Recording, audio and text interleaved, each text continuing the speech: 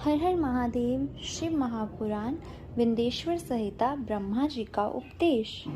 सूत जी ने कहा कि जब पूर्व काल में सब कल्पों का नाश हो गया और बाद में पुनः इस कल्प का उदय हुआ तो 6 कुलीन मुनियों ने सृष्टि के परम होने पर विचार किया कि सबसे परे कौन है। तो इसका निर्णय करने के लिए वो ब्रह्मा जी के पास गए और ब्रह्मा जी ने उन्हें बताया कि जो सर्वप्रथम उत्पन्न हुआ है, जिसकी कोई गति नहीं है तथा जो ब्रह्मा, इंद्र और शिव आदि महाभूतों और इंद्रियों की उत्पत्ति करता है और संसार को पैदा करने वाला है, वही सबसे परे है।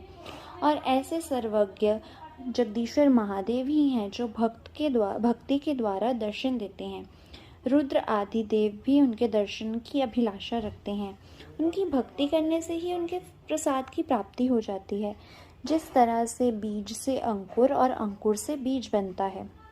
तो ब्रह्मा जी ने कहा कि महादेव जी की प्रसन्नता हेतु एक यज्ञ करिए जिसमें आपको शिवजी जी की कृपा से साध्य और साधन का ज्ञान प्राप्त होगा। तो मुनियों ने उनसे पूछा कि हे भगवान, साध्य और साधन क्या है? तो ब्रह्मा जी ने उन्हें बताया, साध्य शिव पद है और साधन उनकी सेवा करना है। वेद विधि द्वारा उनकी आराधना करने पर उनकी प्राप्ति होती है। जो जैसा करता है उसको वैसा ही फल प्राप्त होता है। जिस तरह से कानों से सुनना, मुंह से कहना और मन से मनन करना भी एक तरह का साधन है, क्योंकि महेश्वर हमेशा सुनने, कीर्तन करने और मनन करने योग्य हैं। इसलिए साध्य तक पहुंचने के लिए साधन पर जुट जाना चाहिए और गुरु के द्वारा शिव योग को प्राप्त करना चाहिए।